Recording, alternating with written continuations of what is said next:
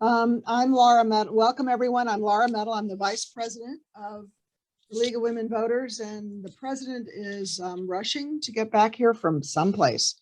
So our guest this evening is Nina Cardin, the Director of the Maryland Campaign for Environmental Human Rights. And she is let me find all the participants here. And she is going to talk to us this evening about the Environmental Human Rights Amendment campaign. And I'm going to make Nina a co-host here. And so she can, and I see that we have Brooks here from Delegate Teresa's office. I'm going to make you a co-host as well. And Brooks, can you unmute yourself, and Nina, and then we'll begin. Nina, would you like to begin telling us about the amendment? Absolutely. Well, first of all, thank you so much for inviting me. It's a pleasure to be here with all of you. In 1973, for those of us who were alive and sentient, we remember that the early 1970s were a heyday of environmental activism, both on the federal level and on the state level. On the federal level was the Nixon administration with the establishment of the EPA, the National Environmental Protection Act, the Clean Water Act, Clean Air Act. I mean, it was just a time of nonpartisan, humanistic approach to saying, we all understand that society, civilization, our health, the economy, all depend on a healthy environment. And so while the federal government was doing its wonderful federal protections, there were several states that responded saying, we also want to make sure that we are always responsible for protecting a healthy environment. 5 states, which you'll see in a little bit in the next one or 2 slides, 5 states, in fact, put environmental rights amendments in their constitution. But wait, go back a sec, though. I'll come to that in a minute. But other states, like Maryland, didn't take the Constitutional Provision Act approach, but they took more like a policy approach. So in 1973, the General Assembly of the state of Maryland passed what they called the Maryland Environmental Policy Act. And the Maryland Environmental Policy Act said that each person has a fundamental and inalienable right to a healthful environment. And in response to that policy, which the General Assembly adopted in 1973, the Policy Act went on to say that the agencies and entities of the state should create what they called methods and procedures to enforce and implement that policy. For a variety of reasons, that never happened.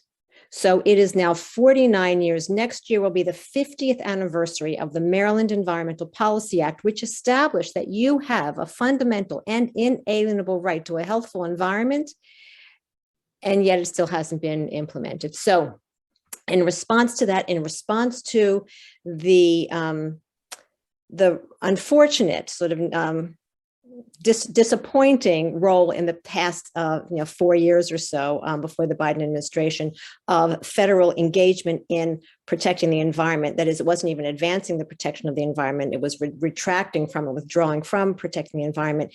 Many states, including Maryland, decided we have to step up our game. We have to do even more. So there are many laws, many bills right now that Delegate Teresa and Senator Hester are voting on, even as we speak, that have to do with the environment. But there were a few of us who said we have to go even further. We have to now establish as a constitutional provision in the Declaration of Rights of Maryland State Constitution those words that were established 49 years ago in the Maryland Environmental Policy Act.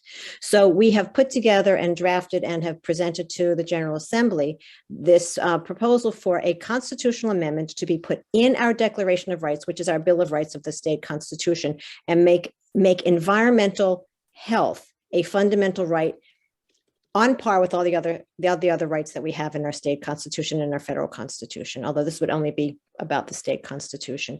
And you can see here in the preamble, we explain why. And these are the issues, these are the reasons also that we found in 1970s, why everybody was excited about and motivated to protect the environment and put those words in law. we all depend on a healthful environment. We cannot have a healthy economy, healthy society, peaceful society, a civil society, opportunity for human dignity if we don't have a healthful environment. So we have these whereases in the preamble to help remind people who might forget sometimes that the environment is not a vending machine and it's not a waste dump. It is something that has to be regenerated and rejuvenated and protected. So essentially what the amendment would say is what you see here in A and B. Everybody has a fundamental and inalienable right to a healthful environment. And the state is designated as the trustee to protect the natural resources of the state on behalf of all of us and future generations. That's what it says. Okay, now we can go to the next slide. And I'm going to go through this rather quickly, and then we'll deal with some of your questions. So the next slide actually gives you a little bit of the history up top. So as I said, there were 5 states, Pennsylvania, Montana, Illinois, Massachusetts, and Hawaii, who in the 1970s established this fundamental right in their constitution. So they've had this right in their constitution for 50 years. Rhode Island was a little bit of a laggard. It did it in 1986. And then from the 1970s, with that one little unusual place of Rhode Island, no state has created a fundamental right in their constitution for environmental protection until last year. Last year, New York State passed an amendment that said everyone has a fundamental right to a healthful environment. And what's interesting is over the past 3 years, from no state doing it for so many years to New York doing it last year, but 3 years ago or 4 years ago or so, all these other states on the bottom of your screen have introduced bills to create an amendment in their constitutions saying that everyone has a right to a healthful environment. And in part, it is because we all realize that we can't leave it up to the federal government. We are all suffering now from climate change. There's not a state in the nation that isn't suffering from climate change. There's not a state in the nation that doesn't have to reimagine its energy policies, reimagine its land use policies, reimagine its waste policies. And so we need to have a fundamental protection in our Constitution that guides the legislature and guides the executive branches as to how they should respond to the environment on our behalf.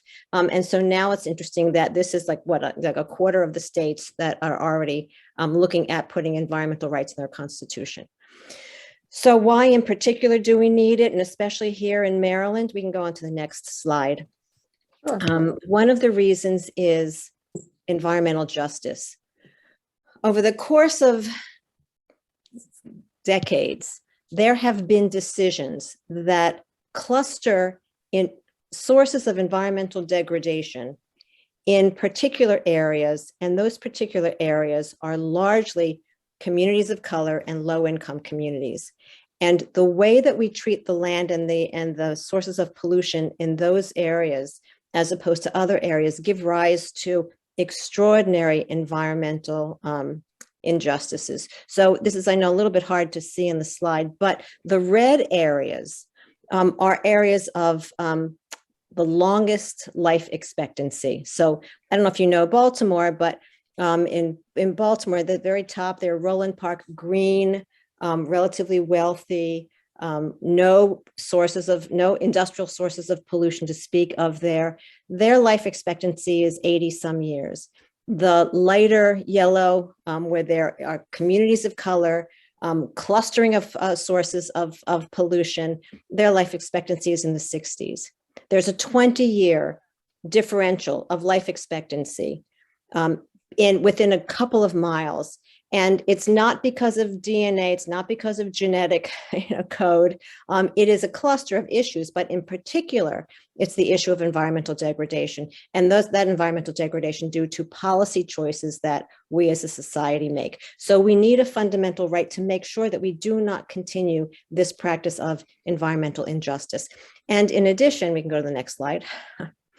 We need an environmental rights amendment because even when we have good laws, our laws are not always enforced well.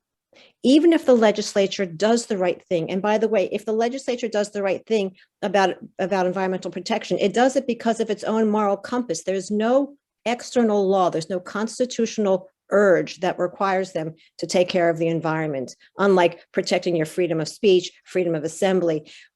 But what stands between you and environmental health or ill health is the goodwill of the legislature and the goodwill of the executive branch. So you can see here in the last few years, largely under the Hogan administration, not exclusively, but largely under the Hogan administration, water pollution enforcement has dropped dramatically.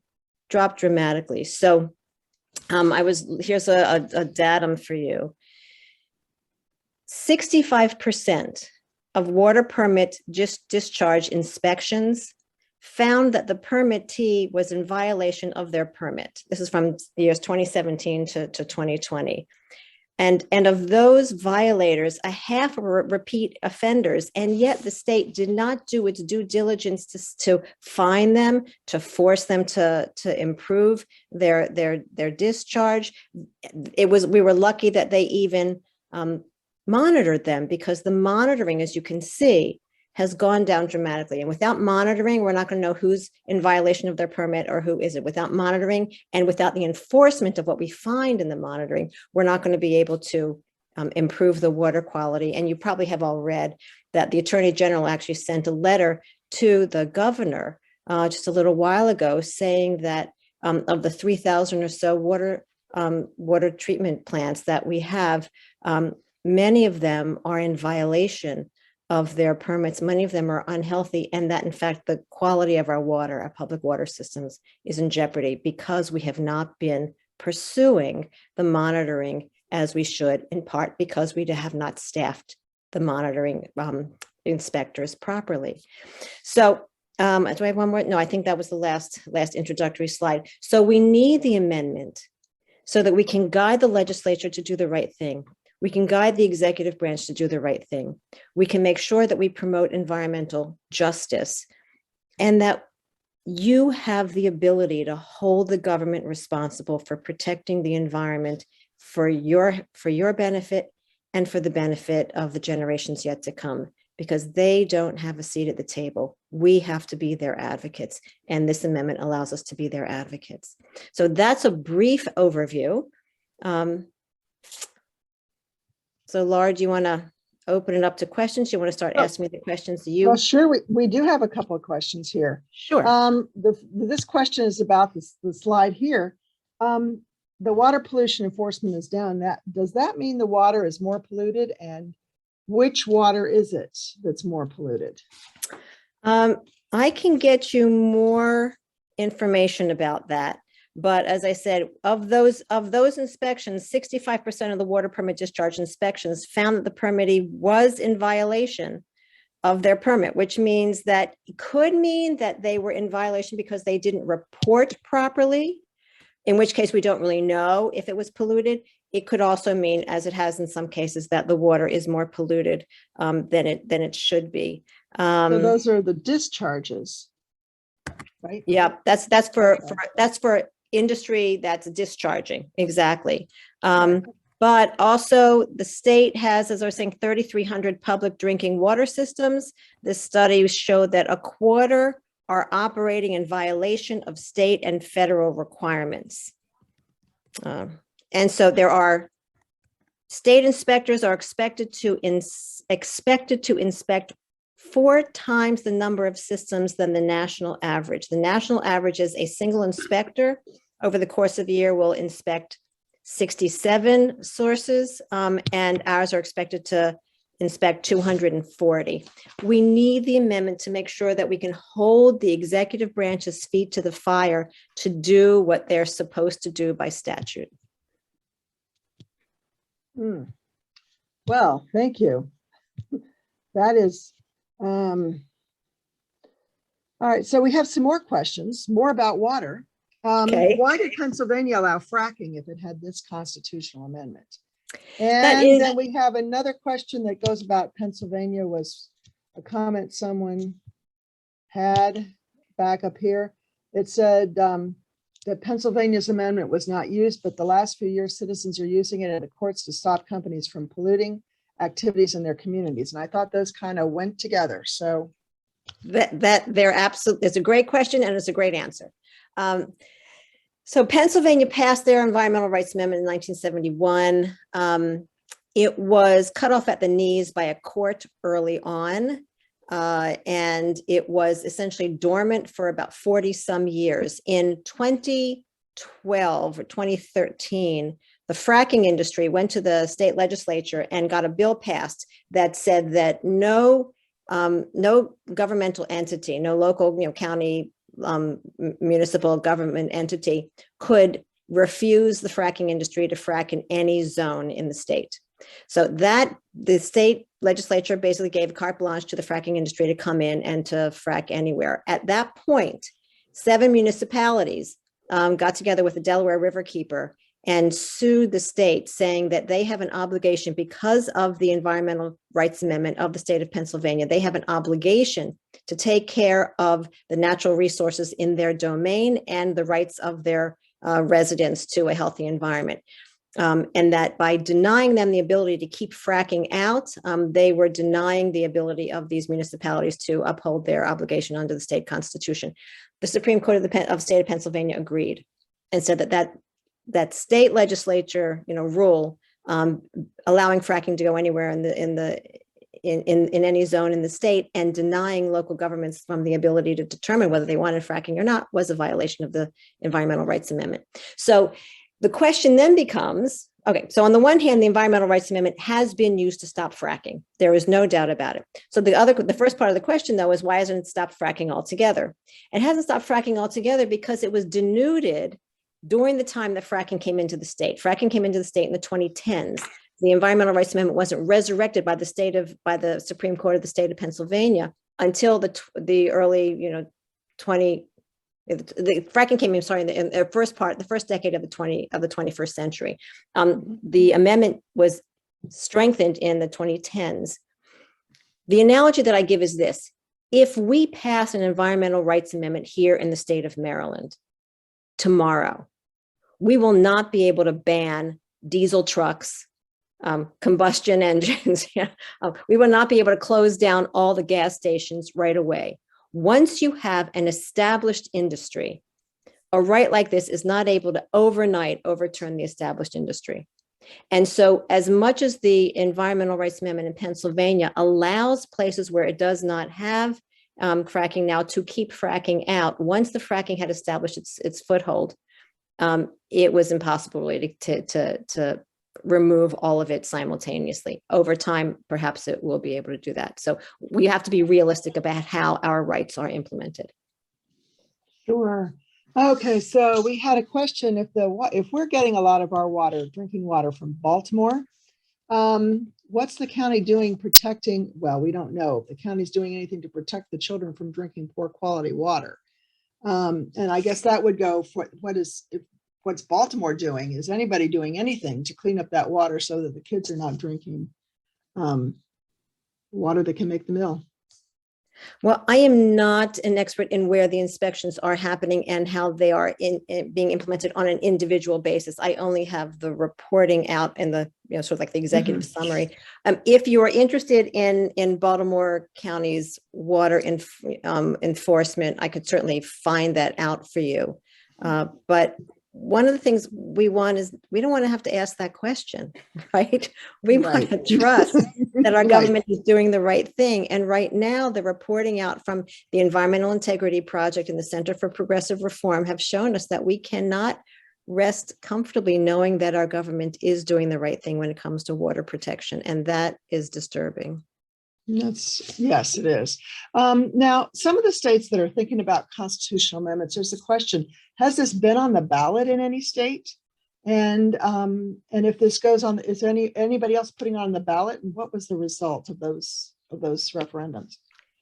As I said, about like 3-4 years ago or so, this just started bubbling up on the state level. New York put it on the ballot. New York got it past its legislature, put it on the ballot this past November, and it passed. The other states that you saw on that slide, have been trying to get it past the legislature. Many of the states, I'm not an expert on all of them, but many of the states have the same system as New York and as we do. You get it past the legislature with a supermajority, and then you put it on the ballot in the next general election. No other state has gotten it past the legislature to put it in, on the ballot in the next general election. It's a hard lift. It is a hard lift, not only because it requires 3/5 votes here, and I think, as I say, a supermajority in most of the other states as well, but because it's seen like a radical new idea, and it scares people because of how foundational it is. And we still, here in the United States and around the world, courts are still exploring exactly what does this right mean and how does one implement this right. And so for people who would like definitive answers on what this right means, it can be scary because we can't always say exactly what it means.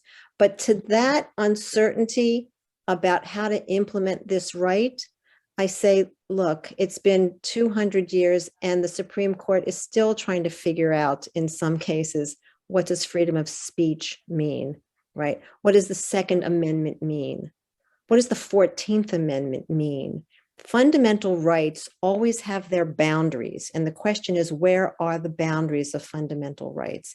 It will take decades for this right to be adjudicated with the definitions of boundaries. That shouldn't stop us, nonetheless, from implementing this fundamental right. As I say, we're still adjudicating what our freedom of speech means, so this shouldn't be different. True. Do we find a campaign from any community organizations or entities or businesses to campaign against the amendment in any place to try to get it so it doesn't pass because they're afraid of what it will cost them or they're afraid of change? We have lots of energetic opposition. We have opposition from the poultry industry, from the agricultural, farming industry, from developers, from truckers. I'm sure I'm leaving some people out. We have opposition from local governments, from county governments. The amendment, after all, does not allow me to sue you. So if, Laura, you had a farm next to me and you were creating environmental havoc because of your farm, I couldn't sue you necessarily based on this amendment. What I could do is hold the government responsible for either allowing you to pollute in a way that they shouldn't allow by law, or by not regulating you appropriately, and enforcing the regulations that they have on the book. So I could hold the government responsible for not protecting the natural resources of the state, or by violating my fundamental rights to a healthful environment. And yet, even though I can't sue any farmers as poultry folk or developers, they know that the amendment will hold the government to a higher standard than the government perhaps might be held to now. And so they all come out against it. And the governments themselves know that they can be sued if they are not doing their due diligence to protect the environment and my rights to a healthful environment. So we have a lot of opposition. The fear, though, that the opposition speaks about, there will be a floodgate of litigation. The courts will overstep and start making it's decisions that should be left to the legislature. Those fundamental fears have not come to pass in any of the other states that have had this amendment for 50 years. Mm-hmm. Courts know their boundaries. We have a tripartite system, and the courts respect the executive branch and the legislative branch as long as they don't violate the Constitution. They're not going to make laws or tell the legislature what laws they have to make. They will make sure that the legislature abides by the Constitution, but they're not. And if the legislature is not abiding by the Constitution, they will go back to the legislature and say, you have to revisit this decision. so that it abides by the Constitution. They're not going to tell them what they have to do. And so we have answers for many of the challenges that we hear from our opposition. But the opposition is scared, and it will take you, frankly. It'll take organizations like the League of Women Voters to come out in force and to tell the legislature, we need this amendment. We need to understand that we as a society must protect the environment on our behalf and behalf of all of our children. And we will work out the details together. Well, thank you. Here's another question. Due to climate change, there are increases in stormwater bringing pollutions into our waterways and eroding the streams, but we've not kept up with slowing the flow. It impacts communities on low-lying land. And will this amendment be used to help place rain gardens or bioretention areas or anything to pavement to try to slow that degradation down? So climate change is bringing more intense rain events. More intense rain events are creating more problems with managing water, managing the flow of water, managing the pollutants that run off our lands and our streets. Salt for the snow is a big problem with our water. So I guess one of the good things about not having as much snow anymore is that we don't have as much salt on the street, although I really miss the snow. So that's a great, I love that question. And I'll tell you why, because this amendment establishes a fundamental right. And then we need the laws and the regulations to implement it. So once we have this fundamental right and the need is expressed as that question expressed it, then what has to happen is that either the legislature will establish particular aspects of law that will then take care of, establishing rain gardens, making sure that we protect the boundaries of the rivers, and make sure that we have the water permit discharges, better taken care of. Either that will be done simply by the legislature, or the legislature will then and the executive branch will then turn to the agencies, and the agencies will create those rules and regulations that will fill in the details of the question asked. I want to say one other thing. The Maryland Environmental Policy Act of 1973 required all the agencies and entities of the state to develop what they called methods and procedures to implement the right that everyone has to a healthful environment. And that did not happen by and large. By and large, it did not happen. The MDE does not have methods and procedures to implement the fundamental right to a healthful environment. If this amendment is passed, one of my hopes is that the governor and the agency secretaries will say, one of the things we have to do in order to make sure that everybody has a right to a healthful environment is to create those rules and regulations that MEPA asked us to do 49 years ago, so that it's not up to the amendment language itself to say we have to have rain gardens over here, we have to protect that stream over there, but it will require either the legislature or simply the agencies of the state of Maryland to do what they've been supposed to do for 49 years, create those methods and procedures to make sure all those good practices happen to protect the environment. Sure. So we have questions about how did New York make this happen? What did they do, and how can we best advocate for this? There's a lot of competing business interests in New York and agricultural interests in New York, and so that's our question. I wish I had an answer for you. So last year, when the New York State Legislature passed it, which was like in February, 2021, I called up the advocates and I called up the sponsors and I said, tell me, what's the secret sauce, right? How did you get this done? Sure. I said, how did you respond to floodgate litigation? How did you respond to the developers coming against you? How did you just respond to your ag opponents? And they basically said, huh? I said, wait a minute. You didn't have You didn't have all these people coming against you. I mean, you should, I don't know if you've looked at the hearings that we had in the House and the Senate about this bill this year. They were difficult. Let's just say they were difficult.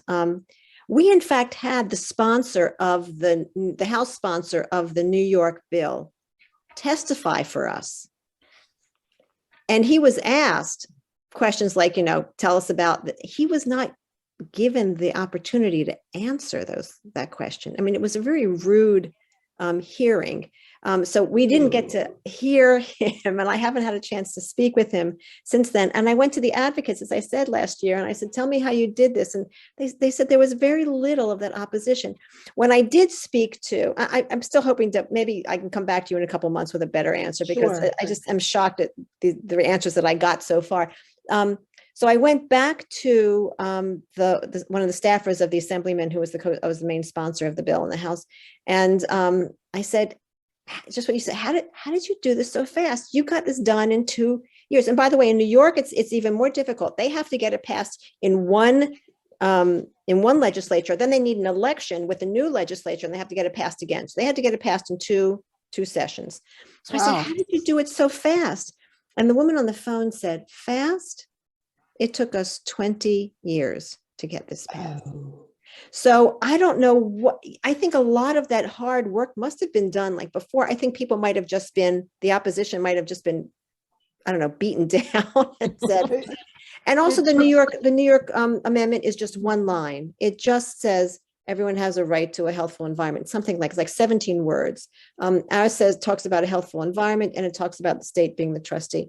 And New York has a lot of other policies and laws that already speak to, they have, I think it's called the Forever Green policy, where they protect the Adirondacks. I mean, there's already a lot of substantive protection. So this is sort of the icing on the cake. So I wish we could learn from New York, and the other states are having the similar problems as we. So, and we're not able to learn yet from them, although I'm hoping that, we just spoke about it today, maybe we would like to pull together the advocates for environmental rights amendments from the other states, talk about our challenges, how we're overcoming them, to share best practices, which we haven't yet done. We're hoping perhaps we'll do that this coming year. So, my goodness, I'm a little taken aback to hear that our legislators were rude to legislators from another state. Maybe I shouldn't be, but that's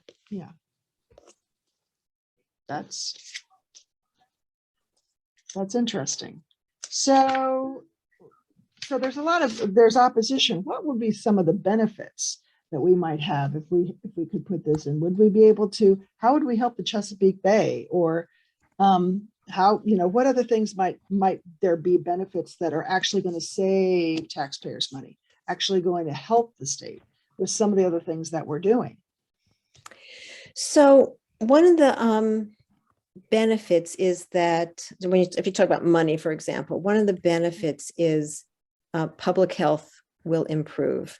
There are certain areas of the state of Maryland, as I sort of mentioned in that one map of Baltimore, where there was a life expectancy discrepancy. Mm-hmm. There are areas in the state of Maryland where there is disproportionate accumulated sources of pollution in the Curtis Bay area of Baltimore. And I'm sorry, I'm not talking about Howard County, but the research that we've done has been in the Baltimore area. Curtis Bay area, in a 2.5 mile radius of Curtis Bay area, there are 200 permitted sources of pollution, 200 permitted sources of pollution. And I don't, those permitted sources of pollution are not in my neighborhood. They're in neighborhoods that, I wouldn't want to raise my children in. There were, just last week, there was a fire in the Curtis Bay area at the Petroleum Management Company, which is sort of, it's tragic and paradoxical. First of all, someone was killed because of this fire, this explosion. And the Petroleum Management Company is a company that helps clean up after some, petroleum messes and spills and that sort of thing. And they themselves had a fire in their own area. And there was a WBAL interviewed young couple, was a woman, I believe it was she and her partner and a baby, walking and saying, well, what do you think about all this? She says, this is terrible and it's scary, but what am I going to do? I don't have money to leave. I can't go anywhere. I mean, she was trapped. She was, as it were, a prisoner in this area that is so degraded that she would not live there if she could get away from it. So those areas have higher levels of asthma, cardiopulmonary disease, lower, as I say, lesser, lifelong longevity and expectancy. And when someone does have that lesser life expectancy, they've probably been to the hospital many times. There's a lot of medical costs for it. It's lost. It's cost to give them medical treatment, which doesn't necessarily give them a longer life. And it is loss economic productivity, right? Absolutely. And it is, so there's a whole economic impact when there are these clusters of environmental degradation. Also, have they found an increase in developmental disabilities among children in those areas? That I don't know. It would be interesting. Certainly we know with lead poisoning that happens. I don't know. I'm going to look into that. It might be in the studies that I've read and I just don't remember. Can particulate matter, additional toxins in the air, can they also lead to developmental, problems? That could very well be. Also, to be able to, we talked a little bit about how this amendment allows us to hold the government responsible by suing. Okay, that's one thing. But what studies have been finding in other countries that have similar amendments, and what's been happening in Pennsylvania, excuse me, one sec, let me just, is that having this amendment on the books changes the way government approaches its job, right? So that it sort of in a proactive fashion doesn't require us to go after the government. The government now says, before I give this permit, right, before I make this decision about how the environment might be impacted here, I now have in the back of my head the sense that, I have this obligation to make sure that I am the trustee of the natural resources and I can't violate anybody's right to a healthful environment. And it changes the approach that the government has. It also changes our approaches. It was interesting. I don't have the quote from Martin Luther King precisely down, but basically he says, look, law itself is not going to change the way people, think. It might change the way people act, but eventually changing the way people act will change the way people think. And so if you have a fundamental right, it changes our expectations, it changes governmental expectations, so it changes the way that we behave up front. So it's not just about after the fact, and you have to sue. Brooks is on board. I don't know if Brooks, if you want to say anything, just hop in here. Sure. I mean, I think Delegate Trassa would absolutely agree with everything you've said so far. She's a strong supporter and co-sponsor of this amendment and truly believes that everybody has the right to a healthy environment. And, we, like, as you mentioned, we did see a whole lot of opposition coming out against it, but I just think that they're, as you said, they really are super scared about like what could happen, but not necessarily what will happen. I think on the House side, Delegate Winika Fisher, the primary sponsor, really did a good job of arguing that you really have to show standing when you bring a court case and really prove that you have an issue there. And so, I mean, I don't know. I mean, I guess we'll just see what happens, but it is definitely a long fight. And Delegate Trassa will keep working on it as best we can. She's I just want to say, I just want to give a shout out to Delegate Trassa. First of all, while we had a lot of blowback and some negative comments during the House hearing, Delegate Trassa actually gave us kudos for the wonderful array of testifiers that we had. So that was just wonderful to hear her appreciate that, and we were grateful. And I just saw that she helped pass out of subcommittee, a Transit Equity Act Yeah, bill. I was going to mention that, like, you know, like we're making little small increments here and there, but so yeah, they out of the land use and ethics subcommittee today that got added on the last minute this morning because I think the chair, Brooke Weirman, was like, oh my gosh, we don't have enough time, and she definitely was making that a priority. So they got the Delegate Sheila Ruth, who is a good friend of Delegate Trossa's, her bill on equity transportation. So that is moving forward. So we'll hopefully get that voted out of the full committee tomorrow and on the House floor and going forward. So, but it is, you know, definitely an issue that Delegate Trossa cares deeply about. So, and one of the things that I want to say about that, I'm sorry, Laura, let me just say this. One of the things I want to say about that is that if we have this fundamental right to a healthful environment, those issues that just for example, in the Transit Equity Act bill are going to be looking at, which is how do we make sure that we use our public funds equitably to make sure that the public transit is equitably distributed and that places that are not now serviced by public transit will be appropriately serviced by public transit, especially those who have been historically denied a public transit and all that sort of. That could all be taken care of through MEPA, if in fact the agencies were required, because the amendment will require them in a sense, to make these methods and procedures so that we would have equity. We know that we cannot incrementally, bill by bill, get to where we need to go. There are only 90 days. Our legislators are only human. They can't do everything. We need a substantive right so that it permeates all levels of government. It would enhance NEPA and enhance the methods and procedures that automatically have to get done and looked at year after year. And so it's helpful to have these laws that implement it right now. And we will probably always need particular laws to help interpret and implement the amendment, but with a good regulatory system behind it as well, we would be able to streamline some of the work that the legislature now has to do.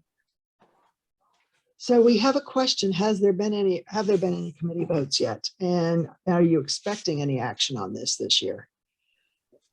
Given that it's Friday tomorrow.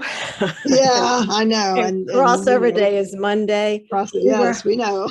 We were hoping for a vote in JPR, the Judicial Proceedings Committee in the Senate, even at this late moment. Delegate Fisher was trying to get us a vote there so that we could at least have one leg up starting, next session, even though every session starts over again. But emotionally, we would have one leg up. I don't believe we're going to get a vote in any of the committees that we are before. I don't want to underestimate the opposition and the fear of the opposition. It is monumental, and we do have a mountain to climb. I also, by the way, don't want to underestimate the amazing support that we have gotten from many of the House delegates and from the Senate and from the public. I mean, we have been overwhelmed by the passion of the public. I mean, people are really upset that this isn't moving. So you asked before, Laura, how you all can help. Even now, you can write to your legislators, even now at this late hour, and say you support the Environmental Human Rights Amendment, and you would like to see this enacted in the future. A lot of your representatives are going to be coming back. Probably some of them probably won't, but we need to just let them know how important this is to the public. So send letters, send those emails. That would be great. Yeah, I see there's a question about how can you write to people that don't represent Howard County. I'll just say I wrote to the Judicial Committee yesterday and I said, my kids and grandkids live in some of them, not all of them, live in your district. They went to school in your district. They worked in your district. My husband and I grew up in your district. I mean, we did, and this stuff doesn't stay in it. It doesn't stay in a zip code. Water doesn't stay in a zip code. Air doesn't stay in a zip code. Dirty soil gets carried and dumped on, it gets picked up by the air. It dumps on a farm and it grows and then it ends up in somebody's grocery store.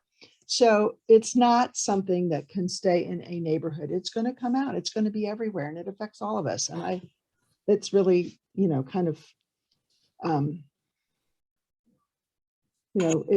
it's hard. It's like watching the chicken farmers on the Eastern Shore complain about their having to do something about the poop that is actually killing the watermen's lives, and the seafood industry and the watermen's livelihood. And, nobody's putting it together that they're interdependent and that they need to work together to have a healthy environment so that they could all be successful. Nobody's figured that out. They're just at loggerheads. I Which is love frustrating. that.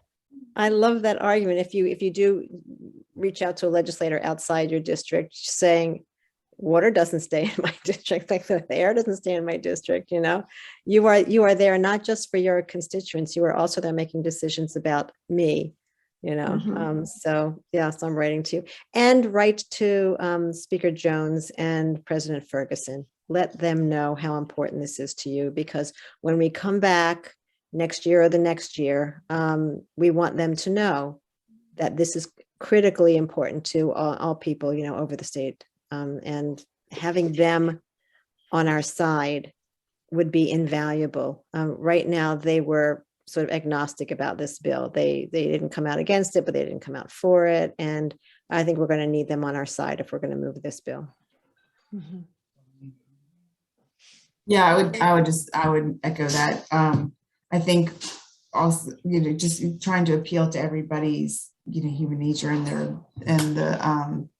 the next generation. Like I know I have a daughter who's 18 and another daughter who's 16, and they both are worried about the world they're going to inherit. And so, and I think President Ferguson has, young kids, and I think that's something we can, really try and use that messaging to reach out to him about that. And anything you can do to link it to their districts, whoever the legislator is that you're reaching out to, really is helpful. Because if you just say, oh, I'm not from your district, but I care about this, well, you have to say like why you care about it, even if you're not from your district. That really does. I mean, as someone, I'm the person who reads all the email that comes to my delegate's office. So, and if it's like, oh, I'm the blah, blah, blah, and if I see your address is not in District 13, then I'm like, I don't really pay attention to it. But if you talk about how this affects, Delegate Strauss's district, then I tend to read it more carefully and, and share it with her. So that really does, that's a good point that you guys should take with you. Brooks, while you're on, I know I was doing my little check on the Maryland General Assembly website today, and I saw that the Senate has passed the climate package and sent that over to the House. And the House, I know, had broken it up. Where is it? What's going on in the House with the climate package? Yeah. So a number of people have been trying to have meetings with Delegate Terrassa to talk about SB 528, I believe is the Senate version of the Climate Solutions Act. And from what I understand is the Senate has amended it to kind of reduce the requirements on the electrifying buildings part, which was one of the biggest things that we were hoping to get done. It hasn't come up. I mean, this week we've all been focused on the House bills so that we can get the House bills finished and crossed over to the Senate side. So they haven't really taken up the Senate version yet, but I think it is like, I think as Nina said, that they're just working on the Senate version. So I'll tell you more about that next week, I guess. Okay. But yeah, as far as I know, I haven't seen the I think the different packages on the House side, I haven't necessarily seen them come up on a voting list yet out of Environment and Transportation.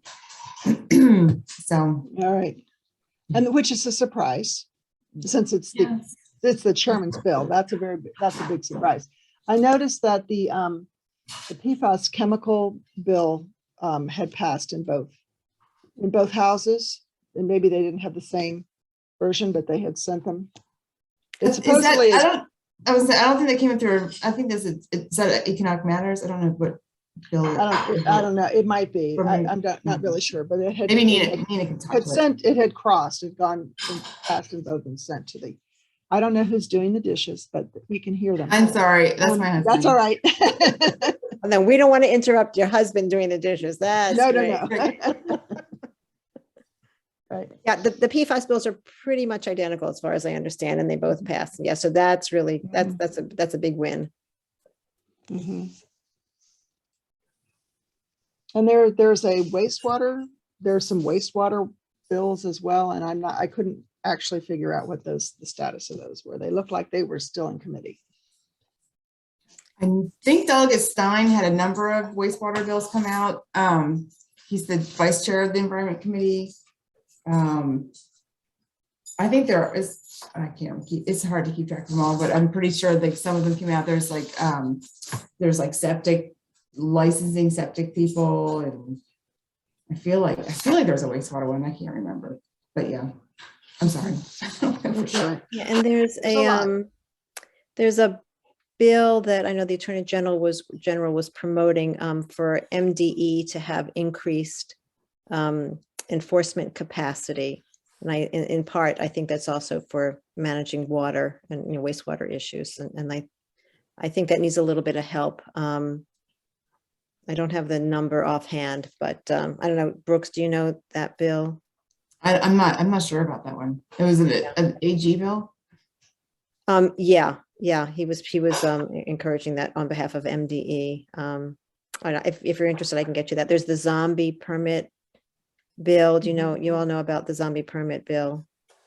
That was definitely heard in Environment and Transportation. I haven't seen it come out of subcommittee, and my delegate is not on the Environment or Natural Resources subcommittee, so I tend not to see what comes up on those agendas as much. But I haven't heard. But she definitely was paying. Like, I remember during the bill hearing, she was like, "Oh, these are about zombie permits." Like, oh yeah, so. Yeah, we got to get them taken care of as well. Yeah. So there are, as I'm saying, there are an awful lot of these great bills that are out there that really need to get passed. One of the things we're hoping that should we get an environmental human rights amendment, these issues will be taken care of administratively, and we don't have to clutter up the legislature with all of these to get them done, because they're not all going to pass. They can't all pass. We just don't have enough time every year, and we don't have time to waste. And it's not happening. So we have to get them done. There are appropriate administrative ways that they should be done. The enforcement should be done without more bills. And the amendment hopefully will be able to help us with that. All right. Okay, so Grace, did you have a question that you wanted to ask? I did. Okay. Ms. Cardin, tremendous impassioned presentation. Can you tell me your background and what drove you to this particular issue? I am a rabbi. That's Okay. my calling. That's who I am. I do this obviously in a secular arena, but I think in part the passion is driven by my belief that also brought me to become a rabbi, that I believe in the right of people to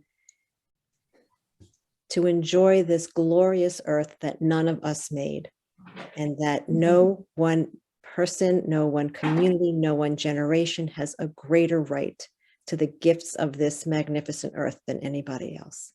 We're all born into this earth the same way. We all leave this earth at some time, and it is our privilege to have this beautiful earth given to us, and it is our duty to hand it on to the next generation. So I believe in that. And 17 years ago now, I guess it was, I did what, of course, was the most ridiculous thing. I sort of quit my job because it was exactly at the same time that Vice President Gore's Inconvenient Truth came out. It was sort of simultaneous. It wasn't as a result of that, but it was at the same time, because I was becoming aware of climate change. I was becoming aware of the fact that my faith community, and in fact other faith communities, were not engaging in sustainability and protection of the environment in a way that I thought that they should.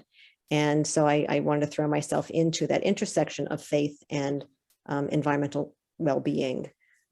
It wasn't the most lucrative decision I could have made, as you can imagine.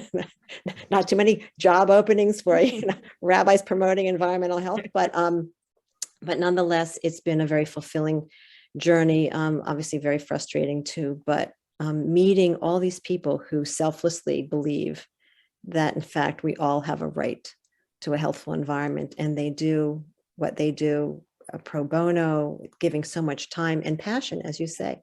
I mean, if you believe this, this world is miraculous.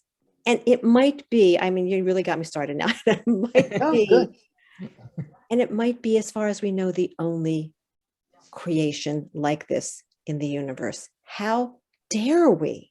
This small slice of human existence, right? Us, in this short period of time, destroy something that took literally billions of years to create. It is not easy to make life. It's not easy to make trees. It's not easy to make sentient life.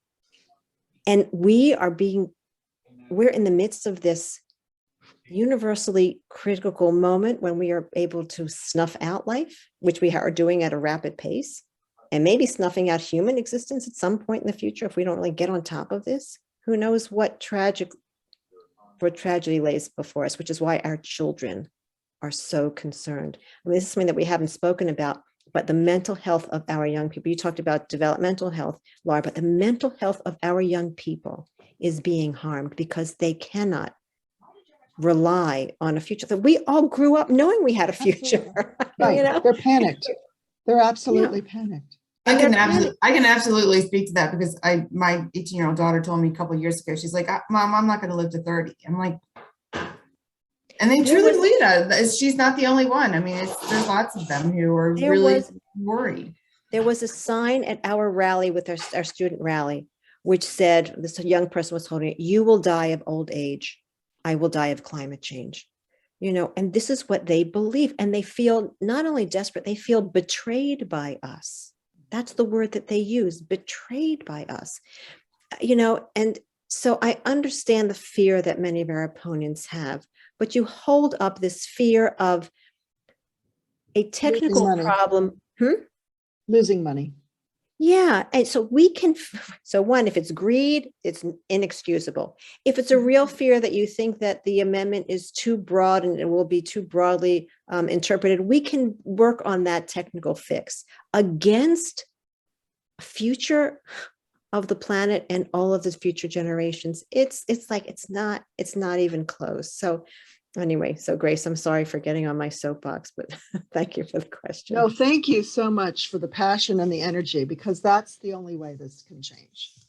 You know, Well, I hope I have your passion and energy break too. through the denial that so many people have, and the selfishness that so many people have. I do, especially since this is being recorded, I do want to say, I think there are some people on the other side, and I like to believe this of Chairman Barve, who truly believe this is the wrong tool to get to the right end. You know, I think he believes that he is protecting environmental protection and the environmental progress by being in opposition to this bill. I like to believe that he and others who are in opposition truly want to protect the environment and just think this is the wrong tool, in which case we can hopefully convince them that it's the right tool, or just by a massive groundswell, overcome their opposition. But I do fear that sometimes for some of them, it is inability to look ahead, to understand that their greed is not going to be helpful even to them and to their children in the very near future, because we are rapidly spiraling out of control. As someone said before, with that, even just the rain events. Now, we're lucky we don't have fires here, but if, in the Midwest and in the West, they have fires, never mind the droughts and then the floods. This is something that's not in the future. This is right here now. Mm-hmm. And money is not going to save us. Money's not going to save us. No. Well, thank you so much. So does anyone else have anything else to ask or to add? If I can put one thing in the chat, I would just love to have all of you sign up with us. At the easiest way, let me just get this to you, is to sign our petition. The reason to sign it is both so that we can use it to show legislators. Did I do this right? Oh, I would think that was just to you. Is that, can it go to everyone? Yeah. To show our legislators how many people support the amendment, but as importantly, because as I said, it's not going to pass this session. Oh, thank you for that too. We want to be able to keep in touch with all of you because we're not going away. And we want to make sure that you continue to hear from us, you continue to support the effort, and we continue to work together over the next year or two that it might take to get this passed. So please sign up so we can keep in touch. Okay. Well, thank you and good night. Did Krista want to say one? Krista? Yes, Yes. well, I wanted to say thank you so much, Nina and Laura. Sorry, thanks for doing such an awesome job and putting all of this together. And I wanted to ask. You're frozen. Oh, sorry. No, my brain was actually frozen. I froze along with my brain there. No, so I wanted to ask. You just shared the Action Network, the petitions. How can we partner with you? Like, we're trying to expand our partnerships. And I just want to know, like, do you recommend, we have to be careful with whom we form partnerships because they can't endorse candidates, but we also want our name to be there, with you, with your organizations, with the organizations who are working, with this effort. So any suggestions you have, please let us know. That is great. I will also say we are now, as they say in the political world, pivoting from, going full force to getting the amendment passed this year to developing strategies. The General Assembly doesn't like to deal with constitutional provision bills except during general election years, which is why I keep saying a year or two. It's not clear we're going to be putting this amendment forward in a bill next year. It might have to be for the 2024 years, which I know. All right, exactly. But we're hoping to put together a planning group that can help us strategically answer the questions that you're asking now. How do we continue to keep everybody engaged? How do we work with people to make sure that they can move ahead, understand, learn more, become better ambassadors for this in the future? So long answer saying, if you want to be part of this group that explores the strategy for how it's not a sprint anymore, right? How we do this marathon over the next year or two, I would be delighted to have you or someone from, the League of Women Voters in Howard County to join us in that conversation, to just let me know and sign the petition so we can be in touch with you on a regular basis. All righty, we will do that. Thank you. Thank you. All righty. Well, thank you so much. Have a good evening. Happy St. Patrick's Day to all of you. And till next time. Laura, you. thank you so much. Thank you. Thank you. Bye. Bye.